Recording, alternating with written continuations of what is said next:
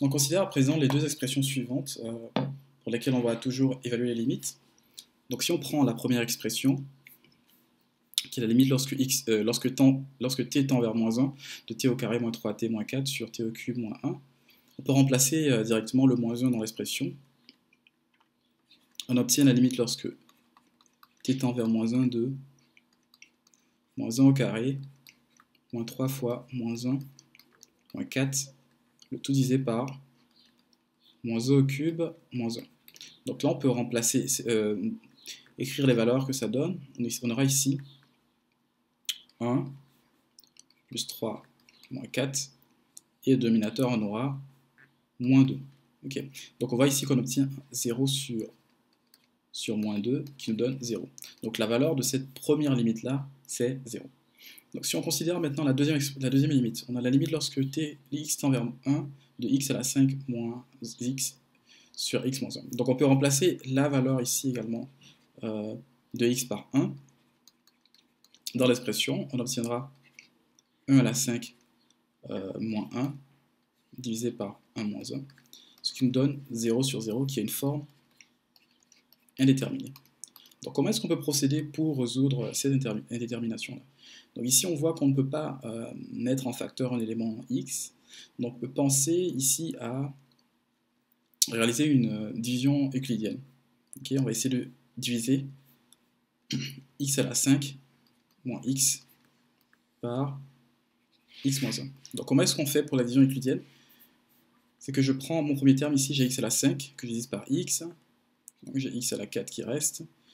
Je multiplie maintenant mon expression par ici x, donc j'ai x à la 4 fois x qui me donne x à la 5, et x à la 4 par moins 1 qui me donne moins x à la 4 ici. Donc, ce que je vais faire maintenant, c'est que je vais soustraire cette expression-là de mon expression originale. Et j'obtiens ici x à la 5 moins x à la 5 qui me donne 0, et j'ai moins x moins x à la 4, et ça me donne x à la 4 moins x. Donc ici, je prends mon expression encore, que je vais diviser par x à x moins 1 ici. Donc ici, je vois que x à la 4 divisé par x, ça me donne x à la 3. Donc je prends ici x à la 3, que je multiplie par x ici, ça me donne x à la 4. Je multiplie également par moins 1, pardon, ça me donne moins x à la 3. Et ce que je vais faire, c'est que je vais soustraire encore cette expression du reste ici. Donc j'ai x à la 4 moins x à la 4 ici, 0, et j'ai moins x ici, moins x à la 3. Donc ça me donne x à la 3 moins x ici. Ok. Donc je prends mon expression encore, je poursuis ma division, j'aurai x à la 3 divisé par x, ça me donne ici x à la 2, je le multiplie encore par x ici, j'obtiens x à la 3, et je multiplie par moins 1, ça me donne moins x à la 2. Ok. Donc je fais la même chose, je le soustrais de mon expression ici, et cette fois j'obtiens 0 ici, et j'ai plus x à la 2 moins x. Ok. Donc, on peut continuer encore notre division ici. Prends le x à la 2 qu'on divise par x. On obtient ici un x. Je prends ce x là, et je multiplie encore par l'expression ici. Donc ça me donne x au carré moins x. Ok. X au carré moins x. Donc lorsque je fais la soustraction, je me retrouve avec un reste nul.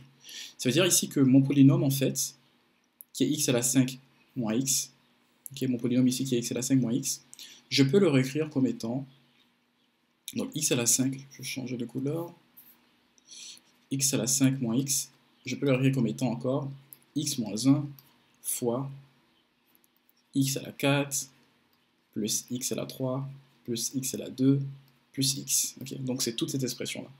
Donc si je repars dans mon expression originale, c'est-à-dire que je peux réécrire ma limite comme étant la limite lorsque x tend vers 1, 2, x moins 1 fois x à la 4 plus x à la 3 plus x à la 2 plus x. divisé cette fois par le dénominateur ici qu'on avait initialement qui était x moins 1. Donc à ce moment-là, je peux simplifier mes deux expressions ici, et je me retrouve avec la limite lorsque x tend vers 1 de x à la 4 plus x à la 3 plus x au carré plus x. Okay. Donc maintenant, je peux tout simplement remplacer ma valeur ici 1 dans chacun des paramètres ici. Donc j'aurai ici la limite lorsque x tend vers 1 de 1 à la 4 plus 1 à la 3 plus 1 au carré plus 1. Et ça me donne 1 plus 1 plus 1 plus 1, ça me donne 4. Voilà. Donc la réponse à ma limite ici, c'est 4.